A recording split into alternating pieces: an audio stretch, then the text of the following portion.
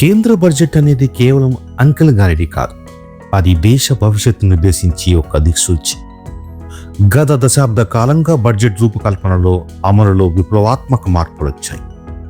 Budget ఈ దేశ ప్రజలందరికీ ఒక భరోసా, నవభారత ఆర్థిక సామాజిక ప్రస్థానం. గతంలో బడ్జెట్ అంటే కేవలం పన్నుల తగ్గింపు లేదా పెంచడం అనే కోణంలో చూసేవారు. కానీ ఇప్పుడు క్యాపిటల్ ఎక్స్పెండిచర్స్ లేదా పెట్టుబడి వ్యయానికి పెద్దపీట వేస్తున్నారు. రైల్వేలు, రహదారులు, ఓడరేవులు, విమానాశ్రయాల అనుసంధానంతో రవాణా ఖర్చులు తగ్గి వాణిజ్యం వేగవంతమైంది. వందే భారత్ రైళ్లు, ఎక్స్ప్రెస్ వేలు దీనికి నిదర్శనం.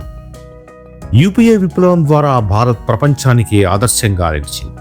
నేడు టీకొట్టు నుంచి మల్టీనేషనల్ కంపెనీ వరకు నగదు రహిత లావాదేవీలు బడ్జెట్ ప్రోత్సాహకాల వల్లే సాధ్యమవుతున్నాయి.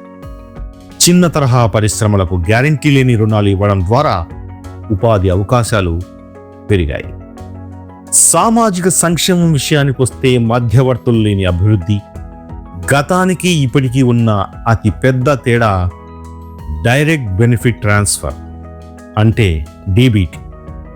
అవినీతికి అడ్డుకట్ట వేస్తూ ఒకప్పుడు రూపాయి విడుదల చేస్తే పేదవాడికి 15 పైసలు చేరుతాయనేవారు. కానీ ఇప్పుడు బటన్ నొక్కితే నేరుగా లబ్ధిదారుడి ఖాతాకే నగదు చేరుతోంది. ప్రభుత్వం ఇప్పుడు కులాల కంటే పేదలు, యువత, మహిళలు, రైతులు అనే 4 వర్గాల అభివృద్ధిపైనే దృష్టి సారిస్తోంది. ప్రధానమంత్రి ఆవాస్ యోజన పథకం కోట్లాది మందికి పక్కా ఇళ్లు నిర్మించి ఇవ్వడం ద్వారా సామాజిక గౌరవం పెరిగింది.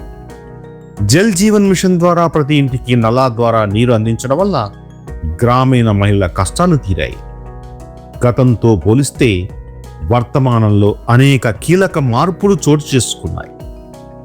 నిధుల విడుదల అంశాన్ని ఒక్కసారి పరిశీలిస్తే గతంలో మధ్యవర్తుల ప్రమేయం, జాప్యం ఎక్కువగా ఉండేది. బీజేపీ అధికారం చేపట్టినాక డీబీటీ ద్వారా నేరుగా లబ్ధిదారుల ఖాతాల్లోకి సంక్షేమ పదాలను అందజేస్తోంది. పన్నుల వ్యవస్థను చూస్తే గతంలో సంక్లిష్టమైన పన్నులు, పరోక్ష పన్నుల ద్వారా భారం అధికంగా ఉండేది. నరేంద్ర మోడీ ప్రభుత్వం వచ్చాక జీఎస్టీ ద్వారా ఒకే దేశం ఒకే పన్ను విధానం, సరళీకృత ఐటీ రిటర్న్స్ విధానాలను తీసుకొచ్చింది. ఆరంభంలో దీన్ని అర్థం చేసుకోవడంలో కొంత వ్యతిరేకత ఉన్న ఫలితాలు చూశాక అందరూ ఈ విధానాలపై ప్రశంసలు కురిపిస్తున్నారు. మౌలిక సదుపాయాలు ఈ దేశంలో జరగాల్సిన దానికన్నా గత ప్రభుత్వాల హయాంలో నామమాత్రంగా కూడా జరగలేదు. నెమ్మదిగా సాగే ప్రాజెక్టులు, ఏళ్ల తరబడి పెండింగ్లు ప్రజలను ఎల్లప్పుడూ సమస్యల్లోనే ఉంచాయి. బీజేపీ ప్రభుత్వంలో మిషన్ మోడ్లో నిర్ణీత కాలంలో పూర్తి చేస్తున్నారు. ఇక దేశంలో కీలకమైంది బ్యాంకింగ్ రంగం. బ్యాంకులు సామాన్యుడికి దూరంగా ఉండేవి.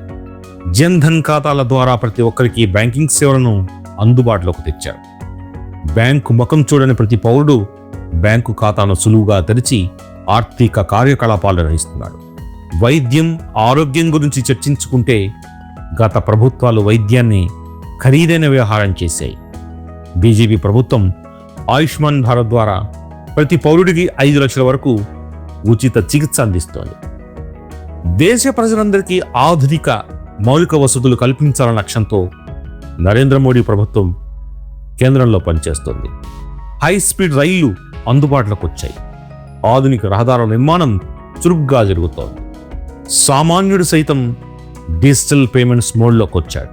ఇక మహిళా సాధికారిత విషయంలో మోడీ ప్రభుత్వం తీసుకుంటున్న చర్యలు మహిళా లోకాన్ని ఆర్థికంగా, సామాజికంగా ఉన్నత స్థాయికి తీసుకెళ్లాయి.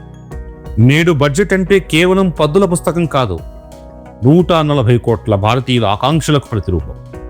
గడిచిన దశాబ్ద కాలంలో దేశం సంక్షేమం నుంచి సాధికారత వైపు అడుగులు వేస్తోంది. మధ్యవర్తుల ప్రమేయం లేని అభివృద్ధి, మౌలిక వసతుల కల్పనలో వేగం, డిజిటల్ విప్లవంతో భారత్ నేడు ప్రపంచ ఆర్థిక వ్యవస్థలో 3వ స్థానం వైపు దూసుకుపోతుంది. ఇదే మన వికసిత భారత్ ప్రస్థానం.